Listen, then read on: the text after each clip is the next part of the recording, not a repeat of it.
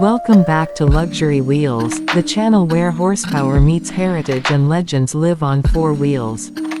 If you crave raw performance, futuristic tech, and automotive stories that make your heart race, you're in the right place.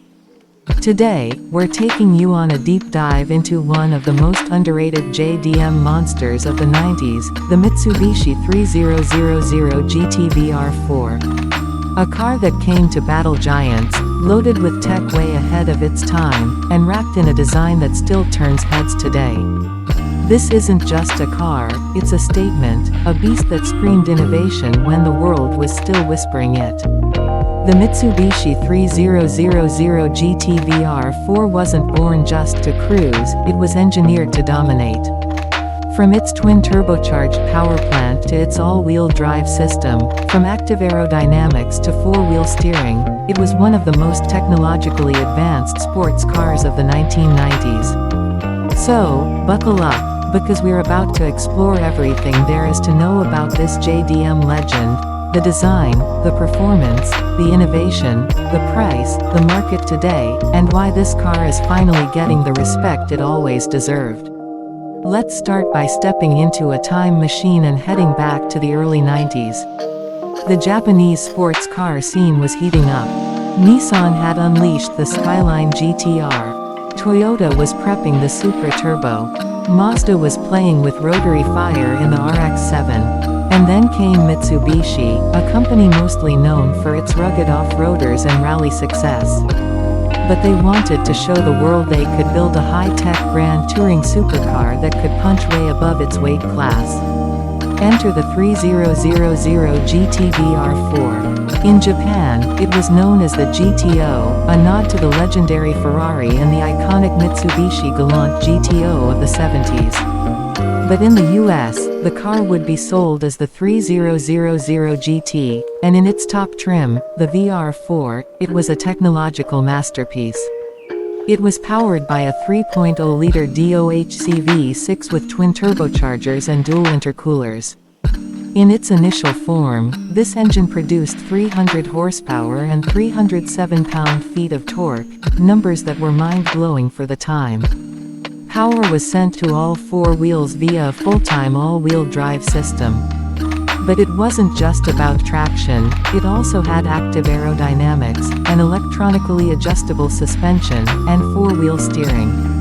Let that sink in for a second. In 1991, this car had all the tech you now see in million-dollar hypercars.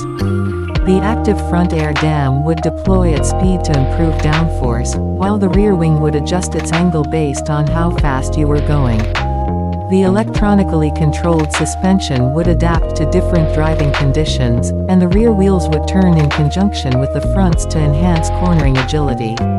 It was like driving a concept car that somehow made it to production. But it wasn't just about numbers.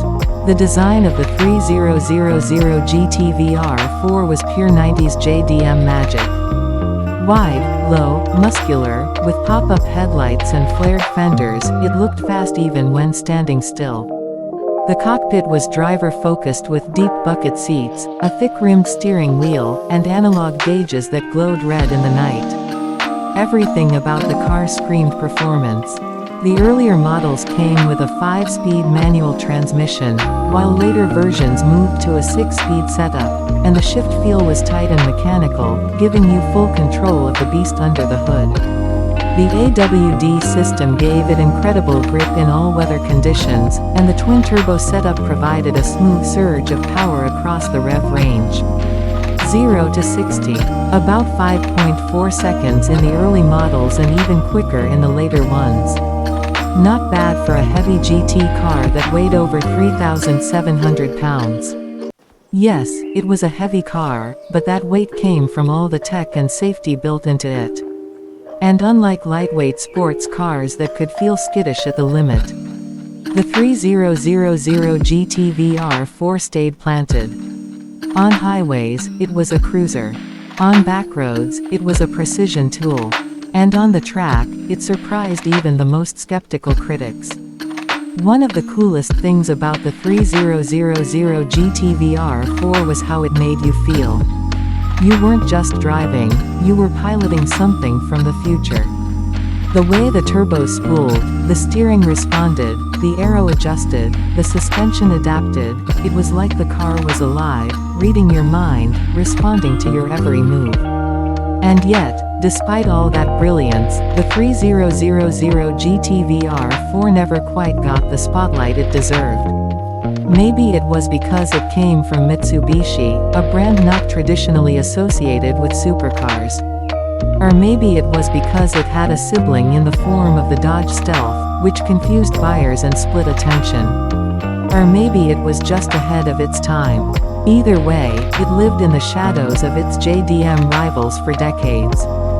But here's the plot twist: car enthusiasts and collectors are now rediscovering the 3000 GT VR4. In the era of digital nostalgia and JDM appreciation, this car is finally getting the love it deserves. And that means values are rising fast. If you're thinking about buying one, now's the time. So let's talk price. Back in the 90s, the 3000 GT VR4 had a starting price of around $33,000, which was serious money back then, equivalent to over $70,000 in today's dollars. But for what you were getting, it was still a bargain. Today, the market is catching up. A clean, well-maintained 3000 GT VR4 can easily fetch between $25,000 and $45,000, with low mileage, unmodified examples going for even more. The 1999 model year, which was the final and most refined version, is particularly desirable. Prices for mint condition 1999 VR4s can reach $60,000 or more at auction. Of course, these cars are getting rare. Many were modified, raced, or poorly maintained over the years. Finding a clean example with all the factory tech still working is like finding a unicorn. But when you do, it's automotive gold. Collectors love them, tuners respect them, and every time you park it, people stop and stare. Maintenance is something to consider. These are complex machines with lots of electronic systems and proprietary parts. But if you take care of one, it will take care of you. There's a strong community of 3000 GT fans, forums, parts suppliers, and restoration shops that specialize in keeping these legends on the road. And let's not forget the modding potential. That twin-turbo V6 can handle serious boost if built right. Many owners have pushed the 3000 GT VR4 to 500 or even 600 horsepower with upgraded turbos, fuel systems, and tuning. And because of the AWD, you can actually put that power down. It becomes a street weapon, a sleeper that can take down modern sports cars in a straight line and through the twisties. But even in stock form, the VR4 offers something unique: character.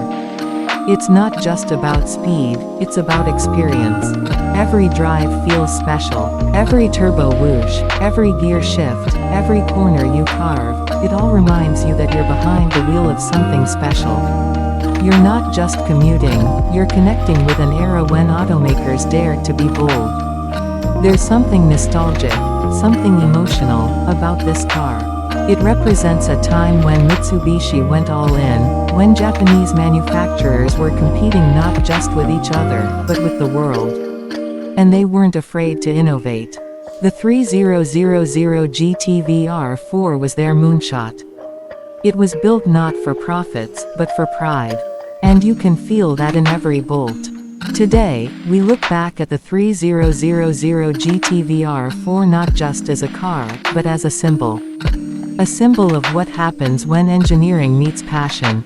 When form meets function. When performance meets personality. It's a reminder that the best cars aren't always the ones with the most hype, but the ones with the most soul. So if you ever get the chance to sit behind the wheel of a Mitsubishi 3000 GT VR4, take it. Fire it up. Let the turbos spool. And drive something that was years ahead of its time. Trust me, it'll change how you see 90s performance forever. And if you're already a VR4 owner, you know exactly what I'm talking about. You've got a piece of JDM history in your garage, and the world is finally catching up to what you've always known. That this car is a legend.